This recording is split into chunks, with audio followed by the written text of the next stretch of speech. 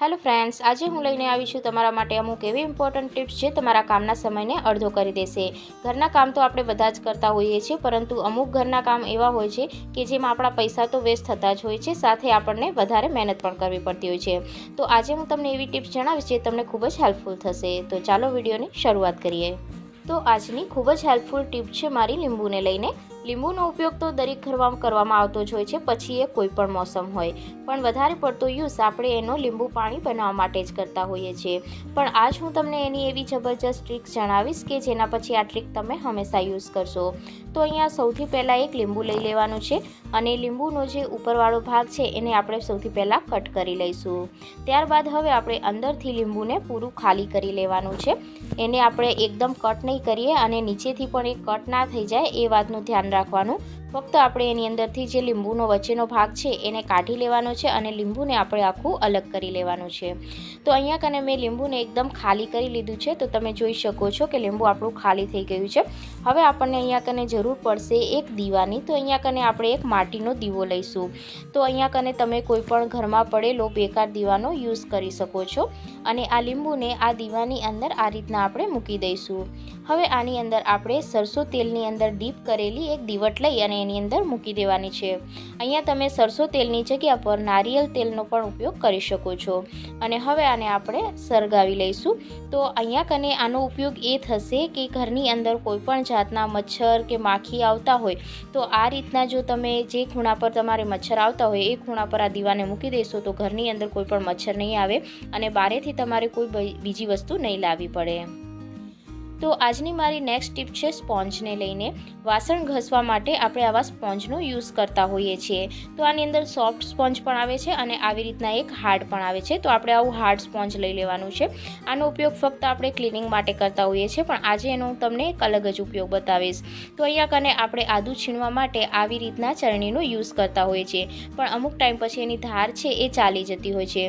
તો આ ટાઈપનો જે હાર્ડ સ્પોન્જ આવે એની મદદથી તમે આની ધારને એકદમ તેજ કરી શકો છો। તો આ સ્પોન્જને આપણે આની ધાર પર આ રીતના ઘસી લેવાનું છે। અહીંયા કને તમે આની જગ્યા ગ્રેટરની જગ્યા પર એક ચાકુનો પણ ઉપયોગ કરી શકો છો। જેમ કે કોઈ પણ ચાકુ હોય અને એ ચાકુની ધાર ચાલી ગઈ હોય તો તમે આના પર ઘસી અને ચાકુની ધારને પણ તેજ કરી શકો છો। ફક્ત એક વાતનું ધ્યાન રાખવાનું કે અહીંયા કને આપણે જે એકદમ નવું સ્પોન્જ હોય એનો જ ઉપયોગ કરવાનો છે, એનાથી જ આ સારી રીતના થઈ જશે ધાર તેજ। તો આજની નેક્સ્ટ ટીપ જોઈ લઈએ। તો આજની નેક્સ્ટ ટીપ મારી છે લીલા મરચાંને લઈને। તો ઘરની અંદર આપણે જમવાનું બનાવવા માટે લીલા મરચાંનો ઉપયોગ કરતા હોઈએ છીએ, પરંતુ ઘણીવાર એવું બને છે કે લીલા મરચાં એકદમ તીખા આવી જાય છે અને તીખા મરચાંને આપણે કટ કરીએ ત્યારે એ મરચાંનો જે જ્યુસ હોય એ આપણા હાથ પર લાગી જાય છે, જેના લીધે આપણા હાથની અંદર એકદમ જલન થવા લાગે છે। તો એનાથી બચવા માટે આજે હું તમને એક સિમ્પલ ટ્રિક્સ જણાવીશ। તો એના માટે સૌથી પહેલાં તો આપણે મરચાંનો જે પાછળનો ડીટીયાનો ભાગ છે એને ચાકુની હેલ્પથી આ રીતના અલગ કરી લેવાનું છે અને અલગ કરવા ટાઈમે આપણા હાથ પર ના લાગે એ વાતનું ધ્યાન રાખવાનું। હવે આપણે એક આવી સ્પૂન લઈ લઈશું। તો આપણા ઘરની અંદર બધાના ઘરમાં આવી કાંટાવાળી ચમચીઓ તો હોય જ છે। તો આ કાંટાવાળી ચમચીની અંદર આ રીતના આપણે 2 થી 3 સ્પૂન છે એને આ રીતના લગાવી દેવાનું છે અને હવે આપણે એને ચાકુની મદદથી કટ કરીશું। તો ઉપરનો જે ભાગ છે ખરાબ એ કાઢી લેવાનો છે અને હવે તમે આ રીતના ચાકુની હેલ્પથી એને કટ કરી શકો છો। તો આ રીતના જો તમે કરશો તો તમારા હાથ પર મરચાંનો કોઈપણ જાતનો રસ છે એ નહીં લાગે અને હાથમાં કોઈપણ જાતની બળતરા નહીં થાય। તો આ ટ્રિક્સને તમે ફોલો કરી અને તમે ગમે તેટલા મરચાં હોય એને કટ કરી શકો છો। એકદમ સિમ્પલ ટ્રિક્સ છે પણ એકદમ યુનિક છે। તો આ રીતના જો તમે મરચાં કટ કરશો તો એ તમારે ખૂબ જ હેલ્પફુલ રહેશે। તો આજની નેક્સ્ટ ટ્રીપ જોઈ લઈએ। તો આજની નેક્સ્ટ ટ્રીપ છે આપણી સાવરણી માટે। તો ઘરમાં આપણે ક્લિનિંગ માટે બધા સાવરણીનો યુઝ કરતા હોઈએ છીએ, પરંતુ આનો યુઝ ફક્ત ક્લિનિંગ માટે નહીં પણ તમે એક અલગ રીતે પણ કરી શકો છો। તો હું આજે જણાવીશ તમને એક સાવરણીનો એક નવો જ યુઝ। તો એના માટે મેં અહીંયા એક સાવરણી લઈ લીધી છે અને સાવરણીનો જે આપણે આમાંથી એક તાંતણો તોડી લેવાનો છે। તો એકદમ જે પતલો તાયર હોય એને આપણે લઈ લઈશું અને એને આપણે આ રીતના થોડો એક અલગ કરી લેવાનો છે અને ત્યારબાદ હવે આને આપણે વચ્ચેથી ફોલ્ડ કરી દેવાનો છે। તો એના જે બે ભાગ છે એને આપણે બેને સાથે આવી રીતના જોઈન્ટ કરી લઈશું, એટલે નીચેથી એકદમ રાઉન્ડ બની જશે। તો ઉપર જે વધારાનો જાડો ભાગ હોય તો એને આપણે કટ કરી લઈશું। આપણે થોડો પતલો હોય એ ભાગ જ લેવાનો છે। તો હવે આનો આપણે ઉપયોગ છે એ સોયની અંદર દોરો પરવવા માટે કરીશું। તો એના માટે અહીંયા કને મેં એક સોય લઈ લીધી છે। તો આ સોયની અંદર હવે આ જે ઉપરનો ભાગ છે એને આપણે આવી રીતના પરોવી દેવાનો છે. ઘણી વખત એવું થતું હોય છે કે સોય છે એકદમ ઝીણી હોય તો એની અંદર દોરો પરોવવો ખૂબ ડિફિકલ્ટ થતો હોય છે, અને આપણી નજર જો સારી રીતના ન પડતી હોય તો તમે એને દોરાને ડિફિકલ્ટ થાય છે પરોવવા માટે.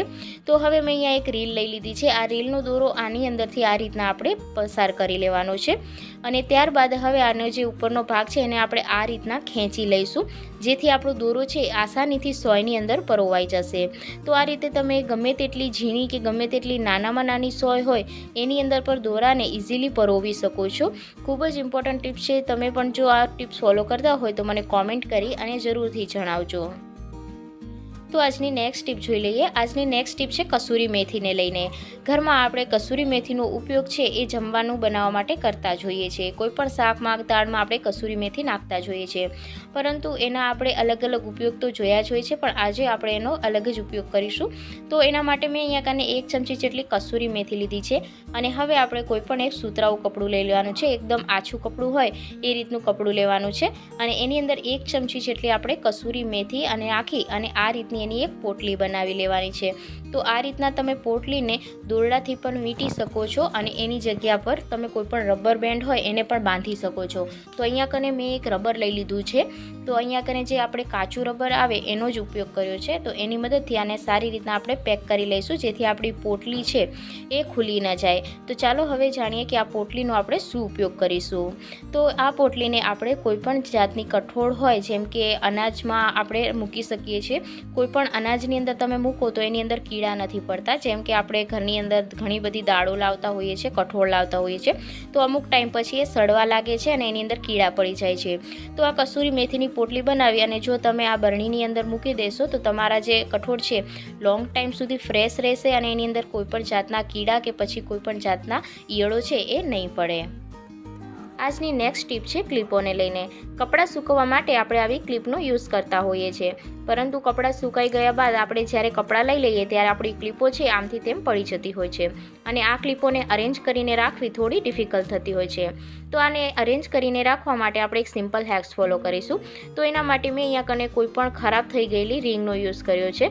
તો આપણે ઘરની અંદર કુકર હોય તો એમાં રિંગ ખરાબ થઈ જાય તો એ રિંગ આપણે ફેંકી દેતા હોઈએ છીએ, પરંતુ આ રિંગનો ઉપયોગ તમે એક ઓર્ગનાઇઝર તરીકે કરી શકો છો.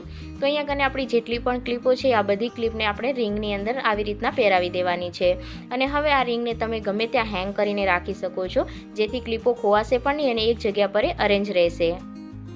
આજની નેક્સ્ટ ટીપ છે સાબુના કન્ટેનરને લઈને.